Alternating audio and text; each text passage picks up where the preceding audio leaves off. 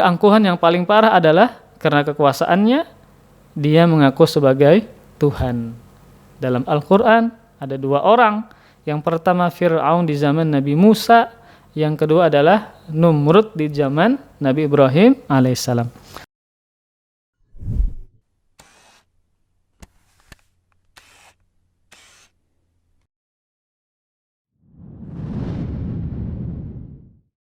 Bismillahirrahmanirrahim. Assalamualaikum warahmatullahi wabarakatuh. Innal hamdalillah nahmaduhu wa nasta'inuhu wa nastahdihi wa na'udzu billahi min shururi anfusina wa min sayyiati a'malina may yahdihillahu fala mudilla lahu wa may yudlil fala hadiya lahu wa asyhadu an la ilaha illallah wahdahu la syarika lahu wa asyhadu anna Muhammadan 'abduhu wa rasuluhu la nabiyya ba'dahu. Qala Allah ta'ala fil Qur'anil Karim: Ya ayyuhalladzina amanu taqullaha haqqa tuqatih wa la tamutunna illa wa antum muslimun. Ya ayyuhan nasu taqu rabbakum alladzi khalaqakum min nafsin wahidah wa khalaqa minha zawjaha wa batha minhuma rijalan katsiran wa nisaa'a wattaqullaha alladzi tasaaluna bihi wal arham innallaha kana 'alaikum raqiba. Ya ayyuhalladzina amanu taqullaha wa qulu qawlan sadida yuslih lakum a'malakum wa yaghfir lakum dhunubakum wa may yuti'illaha wa rasulahu faqad faza fawzan 'azima. Amma ba'du, fa inna asdaqal hadithi kitabullah wa khairal hadi hadi Muhammadin sallallahu alaihi wa alihi wasallam wa syarrul umuri muhdatsatuha fa inna kulla muhdatsatin bid'ah wa kulla bid'atin dhalalah wa kulla dhalalatin finnar. Alhamdulillah, senantiasa kita bersyukur kepada Allah Subhanahu wa taala.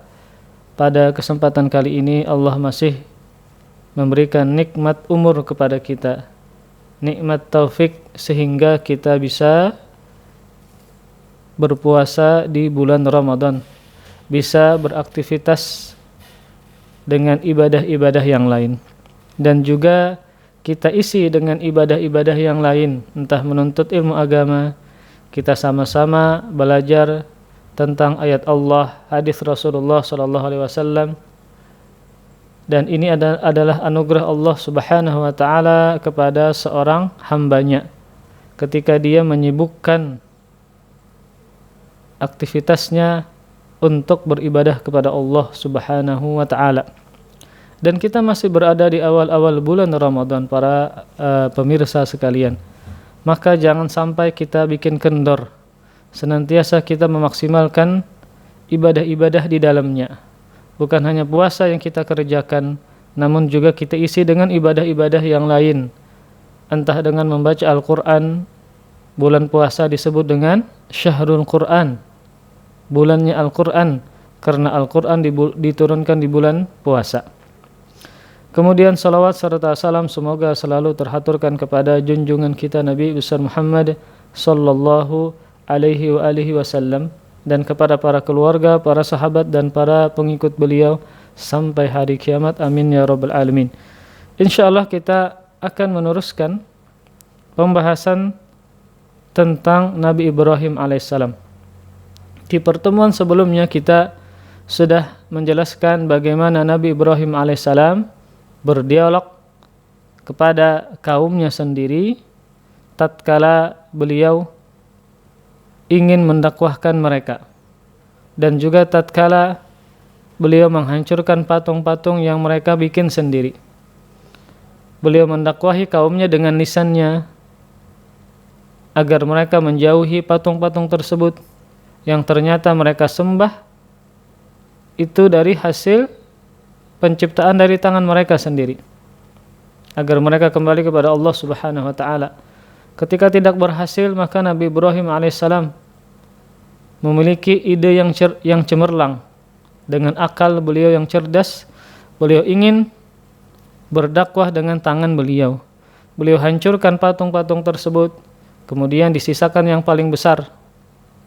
Dan beliau sengaja melakukan demikian agar bisa dipanggil dan bisa berdialog dengan mereka dan bisa menyadarkan mereka bahwa patung tidak bisa memberikan mudarat dan tidak bisa memberikan manfaat. Sebagai bukti adalah ketika mereka hancur, ketika mereka dipukul, dihancurkan, mereka tidak bisa apa-apa. Mereka tidak bisa membela diri mereka sendiri. Di sini Nabi Ibrahim alaihissalam ingin memahamkan mereka bahwa patung tidak bisa membela diri mereka sendiri, apalagi menolong yang menciptakannya, yaitu kaumnya Nabi Ibrahim alaihissalam. Nah, setelah kejadian tersebut, kita akan beranjak kepada kisah bagaimana juga debat atau dialog antara Nabi Ibrahim alaihissalam dengan Raja Numrud bin Kan'an. Dan Nabi Ibrahim alaihissalam pernah bertemu dan berdebat dengan seorang raja yang sangat kafir. Dan mayoritas ahli tafsir menyatakan bahwa raja tersebut bernama Numrud bin Kan'an, sebagaimana yang disebutkan oleh para tabi'in, di antaranya Imam Mujahid, Ikrimah, Imam Al-Hasan Al-Basri. Mereka mengatakan raja tersebut adalah Numrud bin Kan'an, nunnya dhammah ya, Numrud bin Kan'an. Namun waktu pertemuan atau perdebatan tersebut ya, antara Nabi Ibrahim dengan Raja Numrud, itu mereka para ulama berbeda pendapat. Sebagian ulama berpendapat bahwa kejadian pertemuan kedua orang ini, yaitu Nabi Ibrahim dan Raja Numrud, ini setelah Nabi Ibrahim selamat dari eksekusi pembakaran dan sebelum beliau diusir dari kota beliau sendiri, yaitu kota Babil, sebagaimana yang dijelaskan di kitab Tafsir At-Tabari. Dan Raja Numrud adalah salah satu dari dua raja yang kita ketahui di dalam Al-Quran dia mengaku sebagai Tuhan. Ada dua ya. Yang pertama adalah Fir'aun di zaman Nabi Musa. Yang kedua adalah Raja Numrud di zaman Nabi Ibrahim alaihissalam. Yang kedua raja ini mengaku sebagai Tuhan. Dan para ulama, di antaranya Imam Mujahid, ya, seorang tabi'in, menyebutkan bahwa ada 4 raja legendaris yang kekuasaannya membentang luas di muka bumi ini. 2 di antaranya adalah Muslim, 2 lagi kafir. Nah, jadi ada 4 orang raja yang kekuasaan mereka itu membentang luas di permukaan bumi ini. Kan 4, maka 2 Muslim, 2 lagi kafir. 2 yang Muslim adalah Nabi Sulaiman dan Dzulqarnain, sedangkan 2 yang kafir adalah Numrud dan Bukhtanasor. Ini sebagaimana disebutkan oleh Al-Imam Al-Mujahid yang dinukilkan oleh Ibnu Katsir dalam tafsirnya. Dan mereka juga mengatakan bahwa Numrud adalah raja pertama yang menguasai bumi. Dan dikisahkan bahwa dia menguasai bumi selama 400 tahun. Lihat penjelasan dalam tafsir Ibnu Katsir. Jadi ini adalah seorang raja yang luar biasa. Dan kita ketahui bahwa umat-umat terdahulu itu usianya panjang-panjang. Nah, pian bayangkan bahwa raja ini berkuasa selama 400 tahun. Maka bagaimana total seluruh umur raja ini sebelum diangkat menjadi raja misalnya, ya, maka termasuk umur yang sangat panjang. Bahkan dikatakan tadi dia adalah raja pertama yang menguasai dunia ini dan juga masa kekuasaannya adalah 400 tahun, sangat lama. Maka bayangkan kalau seandainya raja ini ya menguasai negerinya, rakyatnya dengan cara yang zalim. Wong dia berani mengaku sebagai seorang Tuhan. Maka bagaimana rakyatnya menderita selama 400 tahun, luar biasa. Dan Allah Subhanahu wa taala memulai kisah pertemuan Nabi Ibrahim dengan Raja Numrud dalam firman-Nya di surah Al-Baqarah ayat 258. Firman Allah Subhanahu wa taala, "Alam tara ilal ladzi hajja Ibrahim fi rabbih an atahul mulk idh qala Ibrahim rabbiyalladzi yuhyi wa yumit qala ana uhyi wa umit qala Ibrahim fa innallaha ya'ti bisyamsi minal masyriqi fa'ti biha minal maghribi fabuhital ladzi kafar wallahu la yahdil qaumadz zalimin. Yang artinya, apakah kamu wahai Muhammad tidak memperhatikan orang yang mendebat Ibrahim tentang Tuhannya yaitu Allah Subhanahu wa taala. Jadi kata Allah Subhanahu wa taala kepada Nabi kita Muhammad, apakah engkau tidak memperhatikan orang yang mendebat yaitu Raja Numrud, mendebat siapa? Ibrahim, tentang Tuhannya Ibrahim yaitu Allah Subhanahu wa taala. Nah, di sini ada dalil bahwasanya bolehnya berdebat dalam masalah agama. Berkata Ilqiyah di dalam tafsir Al-Alusi, hadhil ayah dalilun ala jawazil muhajah fid din. Ayat ini adalah dalil bolehnya berdebat dalam masalah agama. Dan juga ayat ini menunjukkan bahwa seorang dai ya harus memiliki kesiapan untuk berdebat. Karena biasanya perdebatan itu timbul secara spontan. Ya. Maka inilah tugas dari para dai, ya, para syekh, guru-guru kita, yaitu siap untuk berdebat ketika ada yang mengajak mereka untuk berdebat. Kenapa? Karena biasanya diskusi atau perdebatan masalah agama itu terkadang terjadi spontan. Ya, sebagaimana Nabi Ibrahim alaihissalam kepada Raja Namrud.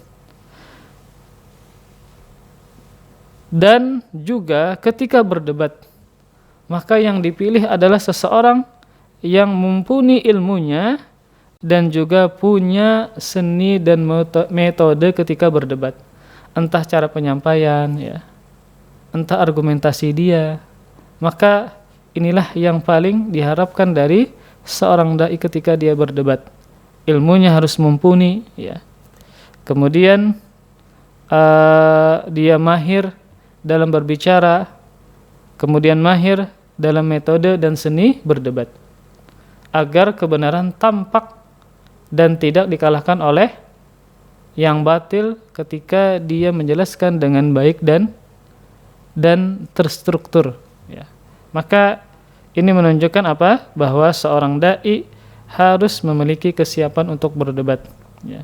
Harus juga mempelajari bagaimana mahir dan mumpuni dalam berdebat sehingga tampaklah kebenaran. Sebagaimana Nabi Ibrahim alaihissalam sangat piawai ketika berdebat kepada seorang raja yang sangat berkuasa.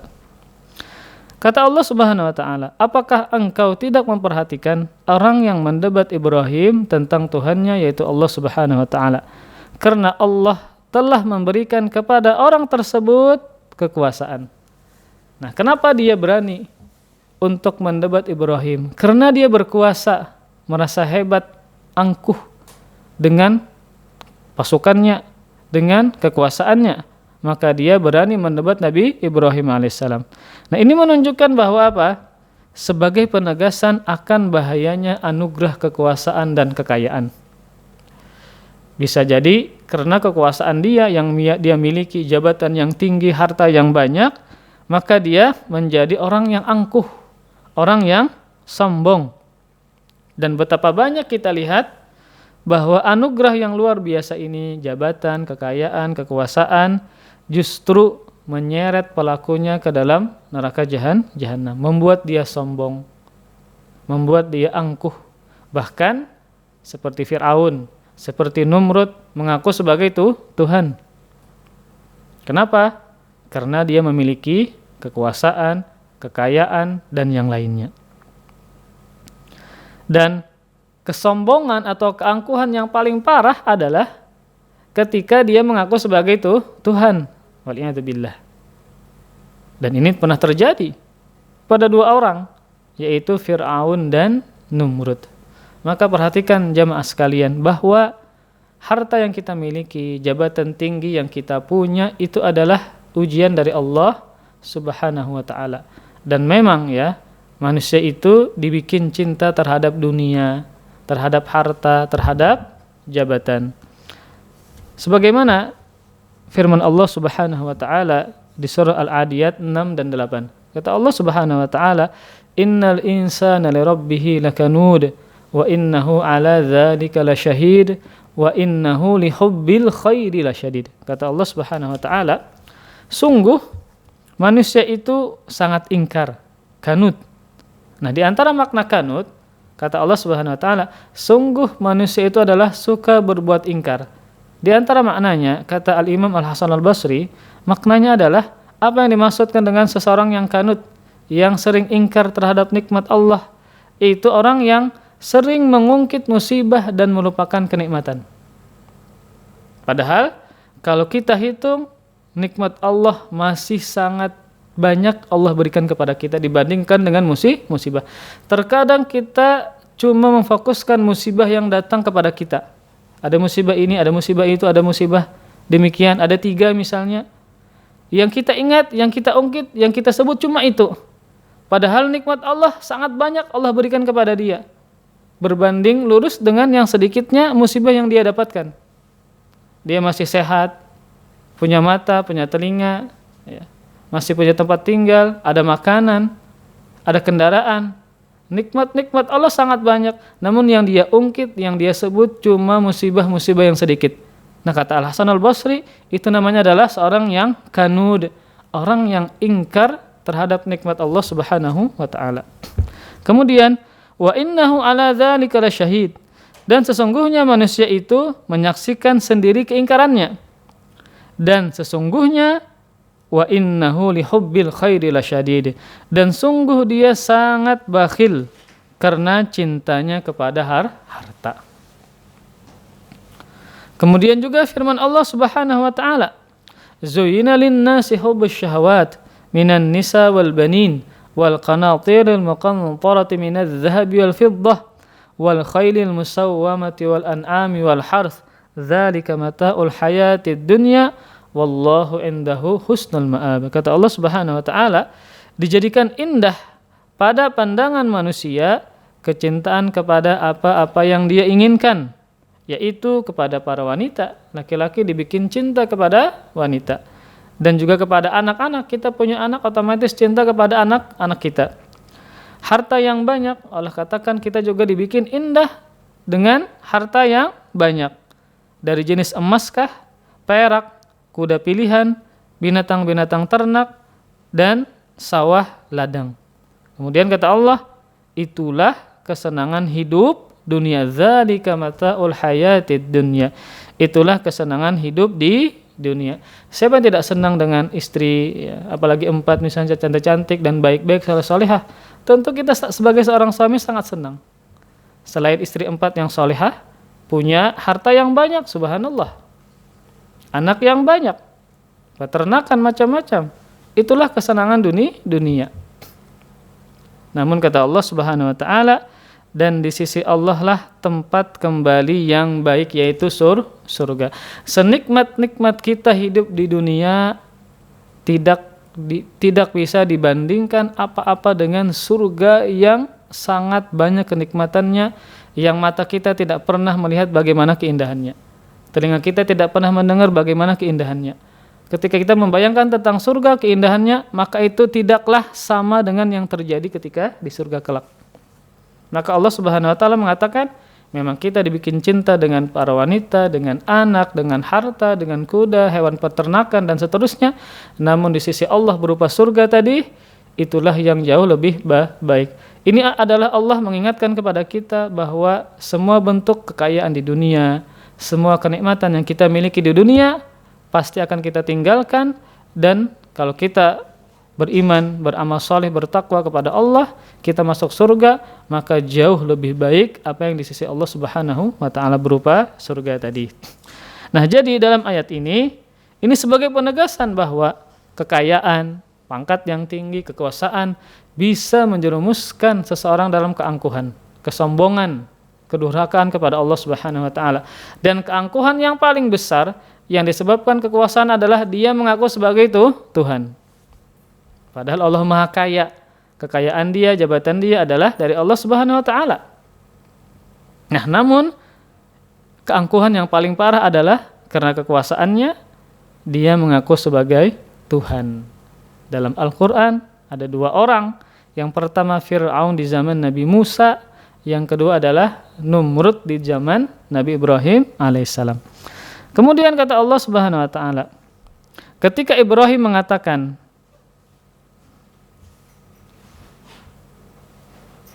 Rabbiyalladzi yuhyi wa yumit, Tuhanku adalah yang menghidupkan dan mematikan. Nah kan Raja Numrud dengan keangkuhannya karena memiliki kekuasaan, dia berani mendebat Nabi Ibrahim tentang siapa Tuhan Nabi Ibrahim alaihissalam.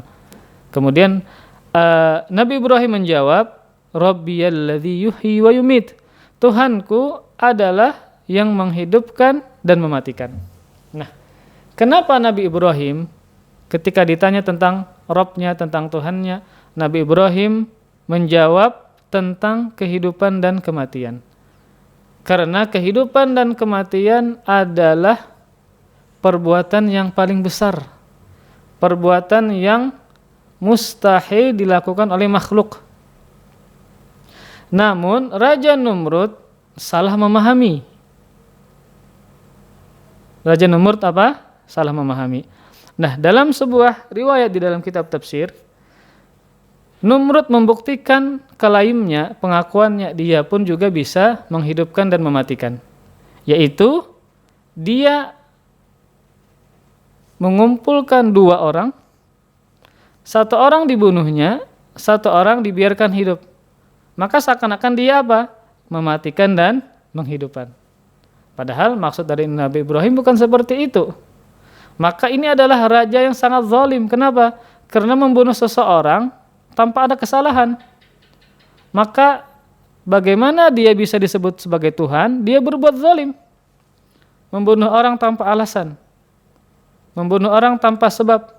Dia bunuh satu, dia biarkan satu. Dia mengatakan, saya menghidupkan dan juga saya mematikan. Bukankah ini adalah kezaliman dari seorang raja?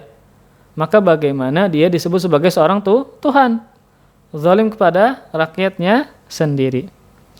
Nah, melihat Numrud yang jelas sekali hanya sebagai debat kusir yang tidak masuk akal, maka Nabi Ibrahim alaihissalam pun menyudahi perdebatan ini dengan satu argumentasi pamungkas. Yaitu Nabi Ibrahim mengatakan, fa innallah ya'ti bisyamsi minal masyriq fa'ti biha minal maghrib fabuhital ladzi kafar wallahu la yahdil qaumadz zalimin. Kata Nabi Ibrahim alaihissalam, sesungguhnya Allah menerbitkan matahari dari timur, maka terbitkanlah dia dari barat. Maka ini seakan-akan Nabi Ibrahim berkata, wahai Numrud, baiklah, kalau menurut engkau bisa menghidupkan dan mematikan dengan caramu tadi, maka ayo silahkan. Yang ada di langit engkau rubah. Matahari yang terbitnya dari timur, silahkan engkau jadikan terbit dari barat. Nah, ini adalah sesuatu yang sangat mustahil, yang tidak bisa lagi berpikir dari seorang raja Numrud. Bagaimana dia bisa memutar atau merubah peredaran langit, yaitu matahari. Maka ketika Nabi Ibrahim mengatakan demikian, fabuhital ladzi kafar, maka terdiamlah orang kafir tersebut. Nah, tidak bisa berargumentasi lagi. Karena tidak mungkin seorang manusia bisa merubah peredaran matahari. Kata Allah Subhanahu wa taala, wallahu la yahdil qaumadz zalimin. Dan Allah tidak memberikan petunjuk kepada orang-orang yang zalim. Nah, akhirnya ketika Numrud terdiam 1000 bahasa, tidak bisa berargumentasi lagi, maka Nabi Ibrahim pun diusir oleh Numrud dari Babil, dari kota beliau sendiri. Nah, sebagian ahli tafsir menyebutkan, ada yang ketinggalan. Nah, mungkin ada yang bertanya, mengapa Numrud tidak balik menantang Tuhan Ibrahim untuk menerbitkan matahari dari barat? Nah, kan tadi kata Nabi Ibrahim alaihissalam, bahwasanya Allah Subhanahu wa taala mendatangkan matahari dari timur, maka engkau datangkanlah matahari dari barat. Kenapa Raja Numrud tidak membalikkan pertanyaan ini kepada Nabi Ibrahim? Misalnya dia mengatakan, silakan Tuhanmu sekarang terbitkan matahari dari barat. Kenapa dia tidak menanyakan balik seperti itu? Nah, jawabannya adalah karena dia sebenarnya, yaitu Raja Numrud, sudah meyakini bahwasanya Tuhannya dan Tuhan seluruh makhluk adalah Allah Subhanahu wa taala. Dan dia sudah menyaksikan mukjizat Nabi Ibrahim alaihissalam, yang mana beliau selamat dari api yang membakar beliau. Ditambah lagi, Numrud khawatir jika Allah benar-benar menerbitkan dari barat. Karena dia sudah mengakui bahwasanya Tuhannya adalah Allah Subhanahu wa taala. Dia melihat mukjizat Nabi Ibrahim alaihissalam, yang mana Nabi Ibrahim tidak terbakar ketika dibakar oleh kaumnya. Maka dia khawatir, takut kalau seandainya dia menantang demikian, Allah benar-benar menerbitkan matahari dari barat. Maka tamatlah riwayatnya di hadapan rakyatnya sendiri. Ini disebutkan oleh Ibnul Qayyim dalam kitab Miftah Darus Sa'adah, bahwa kenapa Numrud tidak menanyakan balik, wahai Ibrahim, silakan Tuhanmu menerbitkan matahari dari barat. Kenapa dia tidak menanyakan balik demikian? Karena tadi sebenarnya Numrud itu meyakini bahwasanya Tuhannya adalah Allah Subhanahu wa taala, dan juga dia menyaksikan bahwasanya Nabi Ibrahim alaihissalam selamat dari kobaran api. Adalah mukjizat beliau, Allah menyelamatkan Nabi Ibrahim alaihissalam. Kemudian lagi dia khawatir kalau Allah mengabulkan bahwa Allah menerbitkan matahari dari barat, sehingga kalau terjadi demikian, maka rakyatnya akan memberontak kepada dia. Maka rakyatnya akan akan mendustakannya, meninggalkannya sebagai seorang raja. Ini adalah faedah yang disebutkan oleh Ibnul Qayyim dalam kitab Miftah Daris Sa'adah. Nah, dalam sebagian ahli tafsir, diantaranya adalah At-Tabari, menyebutkan kisah kematian Numrud, yaitu bahwa Allah Subhanahu wa taala mengirimkan seekor lalat atau nyamuk yang masuk ke dalam hidungnya dan tinggal di dalam tubuhnya. Maka lalat tersebut tinggal di kepalanya selama 400 tahun. Kan tadi disebutkan bahwa masa kekuasaannya adalah 400 tahun. Setelah kejadian ini, Allah mengirimkan lalat dan memasukkannya ke dalam tubuhnya, kemudian bersarang di kepalanya. Selama berapa? 400 tahun. Dan selama itu pula lah dia meminta kepalanya dipukul dengan palu untuk mengurangi rasa sakit yang dia rasakan. Selama berapa tahun? 400 tahun. Nah, karena dia berkuasa dengan kezalimannya, mengaku Tuhan selama 400 tahun. Dan dia merasa hebat, merasa angkuh, merasa kuat. Namun Allah menewaskan dia dengan cara yang ringan, yang dianggap ringan, yaitu Allah mengirimkan seekor lalat masuk ke dalam kepalanya, kemudian tinggal di sana selama 400 tahun dan dia merasakan kesakitan yang luar biasa. Maka demikianlah azab yang dia terima ketika di dunia. Dia menyombongkan diri sebagai seorang raja selama 400 tahun, maka dengan masa itu pula Allah menyiksanya selama 400 tahun dengan mengirim seekor lalat yang tinggal di kepalanya. Dan untuk mengurangi rasa sakit dari kepala, maka disuruh untuk memukul kepala dari si Numrud ini. Maka setelah melewati 400 tahun dengan kondisi menggenaskan, maka Allah Subhanahu wa taala mencabut nyawanya. Ini disebutkan dalam tafsir At-Tabari. Maka demikianlah akhir dari seorang raja yang kafir yang sangat angkuh, yang pernah mendebat Nabi Ibrahim alaihissalam tentang Allah Subhanahu wa taala. Allah hinakan dia dengan kematiannya berupa seekor lalat atau nyamuk yang memasuki lewat hidungnya sehingga menyiksa kepalanya. Wallahu a'lam bishawab. Nah, maka dari cerita ini Misal kita sambung lagi di pertemuan berikutnya, maka kita bisa menyimpulkan bahwa ketika Allah Subhanahu wa taala melindungi seorang nabinya, ya, menjaga seorang nabinya, maka nabinya pun akan diselamatkan oleh Allah Subhanahu wa taala.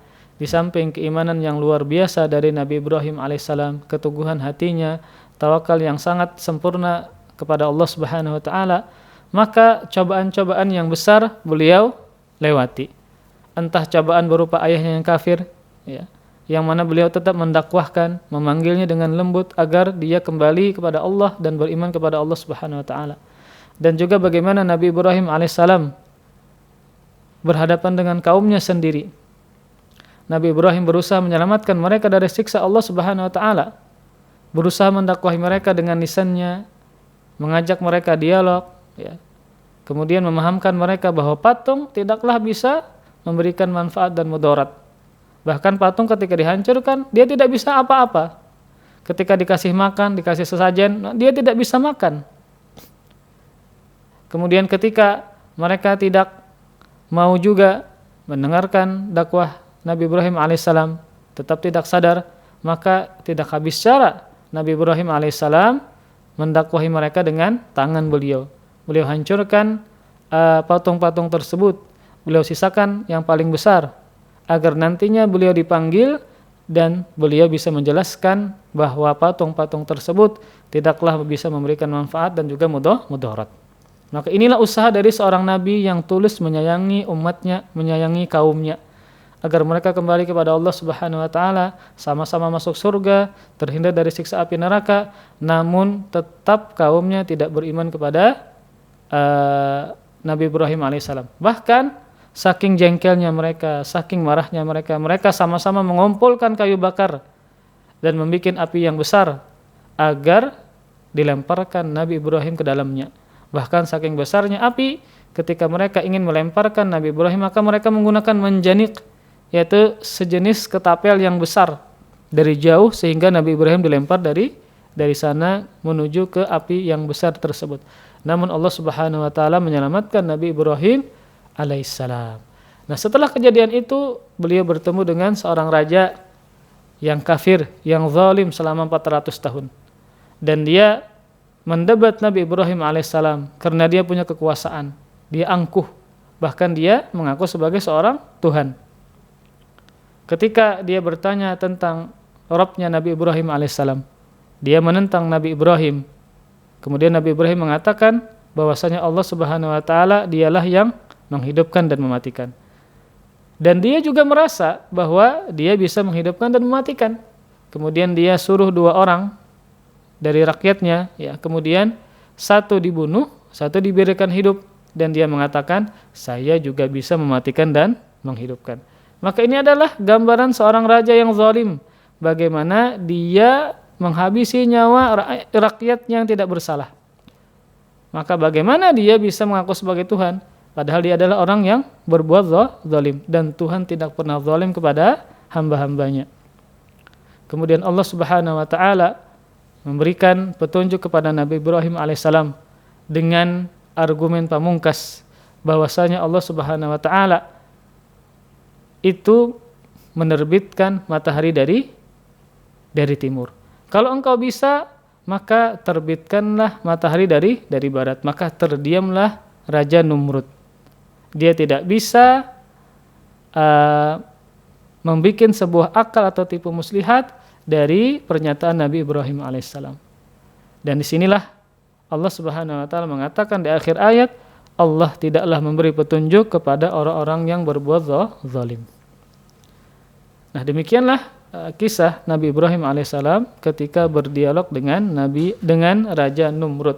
Insyaallah kita akan sambung di pertemuan berikutnya cerita bagaimana Nabi Ibrahim menjelaskan kepada sekelompok kaum dengan benda-benda langit, ya. Yang mana ada sebagian orang yang mengatakan bahwa Nabi Ibrahim mencari Tuhannya. Itu bukan, ya. ketika melihat bintang, ketika melihat matahari dan seterusnya. Insya Allah kita akan baca dan jelaskan di pertemuan berikutnya. Kita akhiri dengan kafaratul majlis. Subhanakallahumma bihamdik, asyhadu an la ilaha illa anta, astaghfiruka wa atubu ilaik. Wassalamualaikum warahmatullahi wabarakatuh.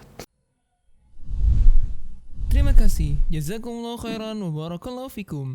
Video ini dibuat atas partisipasi dari donasi Anda. Semoga menjadi amal jariah bagi Anda semuanya.